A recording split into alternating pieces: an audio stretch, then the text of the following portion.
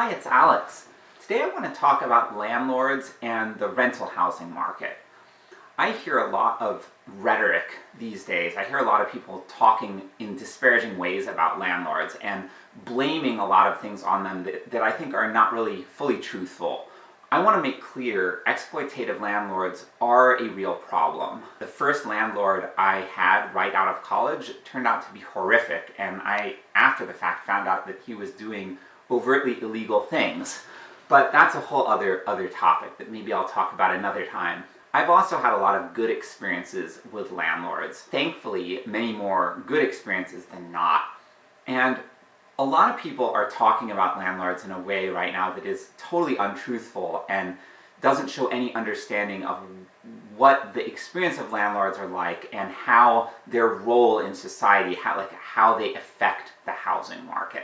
And I think people are attributing them as having more control over the housing market than they actually do. People are acting as if landlords and greedy landlords are the main factor driving up rents, and that is not the case. And I've seen multiple perspectives that have helped me understand this. I know some people who are, some people personally, some of my friends who are small-time landlords, and I've also done taxes of landlords. I used to work as a tax preparer, and I also have friends who are realtors. So I've had all these different experiences that have helped me see different aspects of the housing market. The big thing that I think a lot of people don't understand when they talk about the housing market is that it is really driven by supply and demand. In the US, we have a largely free market for real estate.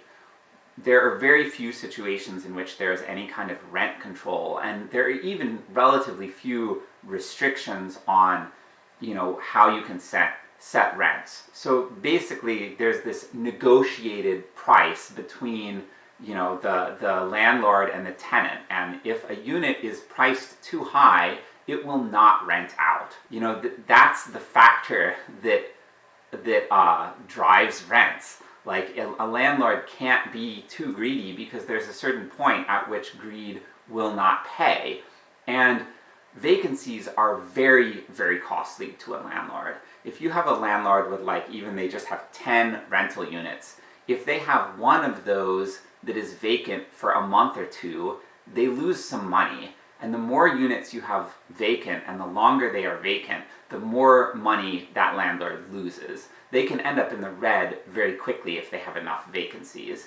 And the way supply and demand works in a market, there is typically a market price, which is a function of what else is available. And you can intuitively understand that as a renter because you shop for apartments. And I've done this many, many times in my life. I moved to a new place, and I'm like, okay, I need to find a place to live, and I start looking for apartments. And I might look at one, and I'm like, wow, this is great, it's where I want to be, it's a nice unit, but it's really expensive. It's more expensive than I want to pay, and I look at other units and I'm like, okay, even though this is nice, it's not a good deal. It's priced above the market, and I don't go with it. And I keep looking until I find one that seems to be a good deal. Now, I'm a real bargain hunter, so if you've watched my videos, you know I'm constantly looking for deals, I'm constantly looking for ways to save money. So most people are not as cost conscious as me.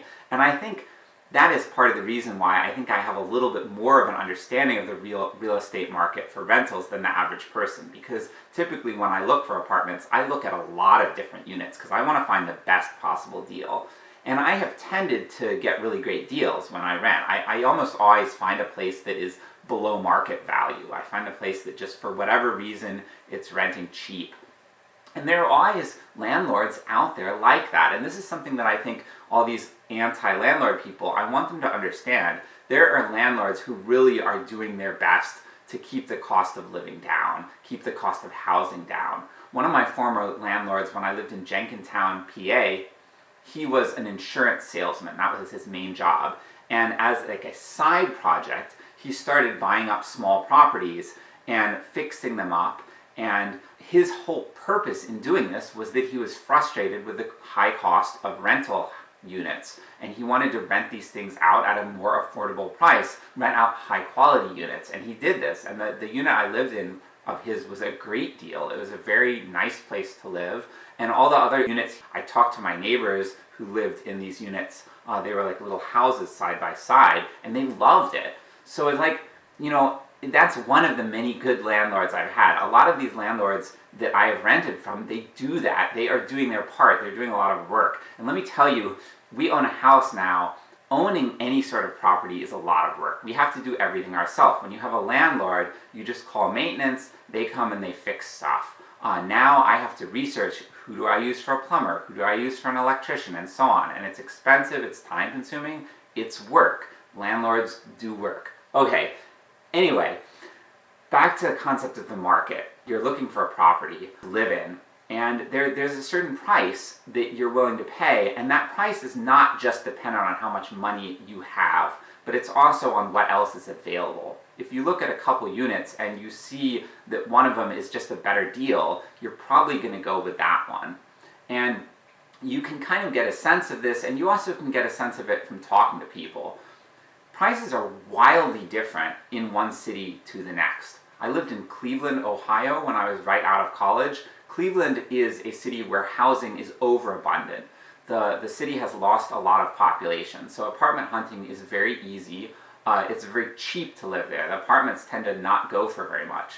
If you were to go to Philadelphia, which is like an East Coast city, not one of the most expensive ones, but it's a lot more expensive than Cleveland, you will find the same unit in Philadelphia costs a lot more.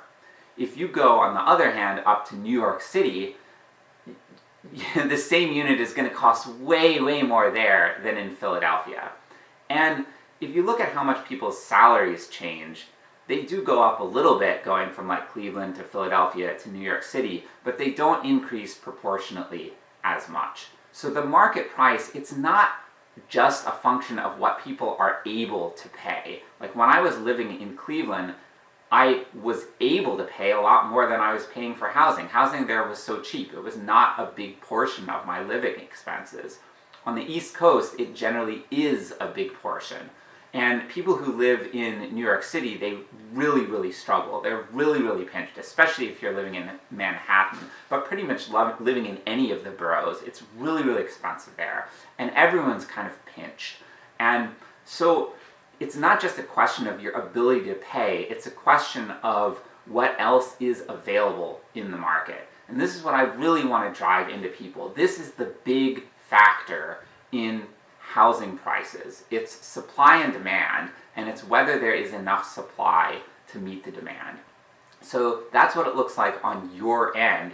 You are going to be shopping for apartments. If there's a better deal, you're always going to take it. If there's not, you're kind of stuck with the prices you have.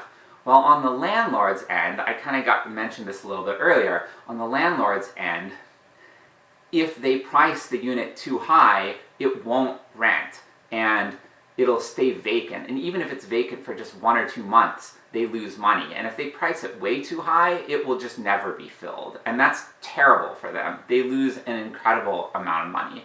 Landlords generally, just like us homeowners, they have mortgages to pay on, and they have property tax, and they have all the maintenance expenses. And those things add up really fast. And if you have vacancies, you can lose money. So that factor kind of keeps a lid on the prices. For the most part, most landlords are going to raise rent as much as they can without creating problems. And part of the reason is that if they just kept rent really, really low, they would also lose money because all their other costs are increasing as well. You have inflation, you have the cost of all the contractors they need to hire to work on the property, or if they have like a salaried person in like a larger apartment building, they have to pay that person more money as the cost of living increases. So, they can't keep the rents too low. Many of these landlords I had were renting for below market value prices, and I really appreciated that. Like, part of the reason why we were able to afford to buy this house is that for years I was saving money by living in these really reasonably priced apartment buildings. I'm very grateful to these landlords for the opportunity they gave me to save up this money so that I could now buy this house. But anyway, that's the whole picture. Supply and demand is what drives housing prices. So if it isn't individual greedy landlords, what is it? What is driving that supply and demand? I want to talk about some factors that I think are much bigger factors than landlords in driving the increase in housing prices. I think one of the big ones is people occupying properties that are underutilized. I see this all the time. My own family is guilty of this. I grew up in this big 5-bedroom house. It's huge. My parents still live in it, and they've been empty nesters for years. It's just the two of them. No one has lived with them regularly for years. So my brother and I will visit, and it's nice that they have these extra guest rooms, but like the bottom line is, this is a big house that a big family could be living in, and they're not able to because my parents are still living in this house. And there are even more egregious examples. Like in my neighborhood, there are a lot of retirees, and there are widows and widowers who live in a big house all by themselves. They don't want to leave, and I understand that. I can empathize with these people. But it's just bottom line, objective fact that these people are living in a house that could house more people. And by them doing that, it reduces the amount of property that is available for families and stuff like that.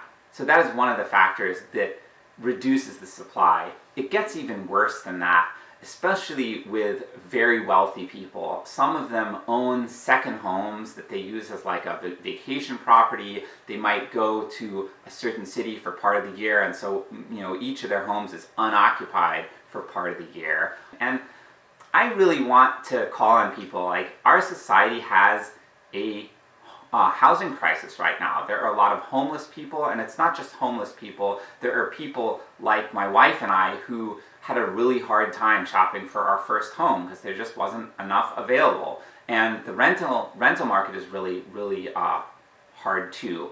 So all of these things, they're factors, but there are more. I want to talk about more factors. One of the factors that is really driving the lack of supply is restrictive zoning ordinances. My town, Newark, Delaware, I love it, but I absolutely hate the zoning here. And this is a problem not just in Newark, Delaware, but everywhere throughout the US. So many municipalities have this. The zoning here is very restrictive. There are all sorts of hoops you have to jump through if you want to rent out property, and there are all sorts of restrictions. You have neighborhoods where you have a mandate on single-family housing only. It can just be standalone homes. You're not allowed to have an apartment complex. You're not allowed to subdivide a large house into individual units and rent it out. You have parking minimums, so for every unit there have to be a certain number of parking spaces. I hate this because it's basically forcing car-dependent development, and it's just one more barrier that makes it more expensive to have housing. You have laws that say you can't have more than a certain number of unrelated people under the same roof. A lot of the times this is designed to discourage student housing. People have a lot of animosity. In my neighborhood, I love my neighbors, they're great people, but this is a sticking point with them. I am sometimes very frustrated. There is a lot of anti-student sentiment. People blame the rising housing prices on the students. To me, this is ridiculous. These people are young, they have very little political power or influence on anything. How is this their fault? But people think like this. They're not thinking rationally about it. So it goes on and on and on. There are all these different ways the zoning is restricted. Another thing that is a problem in a lot of American cities, there's a ban on what's called single room occupancy. That's a whole other video I could go into. Yeah, basically, this video is probably long enough. I just really want people to understand that what is driving housing prices, especially of rentals, is not greedy landlords. I hate greed as much as any of us do, and I am really troubled by it. And yes, some landlords can be really greedy, but the market punishes greedy landlords just as much as it punishes renters who are unable to afford their rents. If a landlord sets their prices higher than the market, they're going to lose a ton of money really fast.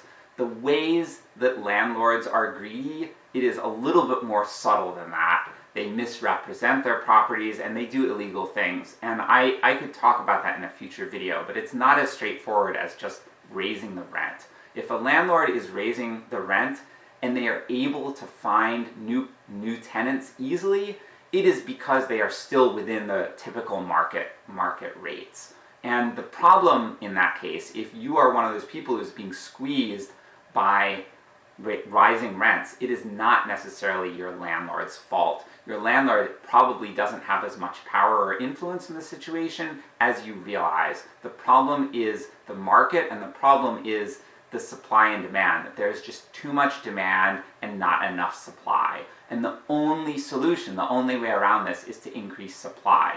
And there are a long list of different ways in which you can do that. Zoning reform is one of them. Bottom line, we need to build more housing or find ways to free up existing underutilized or unutilized housing. That's the only way around this. But stop blaming the landlords. If you're going to blame an individual, seriously, blame the people who are occupying huge houses and that could house more people, because that's taking up a lot of that supply and it's shutting out other people from it. And a lot of the people who are in this situation, they could be pretty well off. Like if you're one person living in a 5-bedroom house, that house is worth a lot of money. I get that you're emotionally attached to it, but if you sell it, you will have a crap ton of money. You can do whatever you want with that money. You can buy a little modest home somewhere, live your life, probably live a much better life, materially at least. So these people have no objective financial constraints, and then the younger people being shut out of housing, they really don't have any other option the way these older people living in these houses by themselves do. Target those people. They are driving up your rents much more than landlords.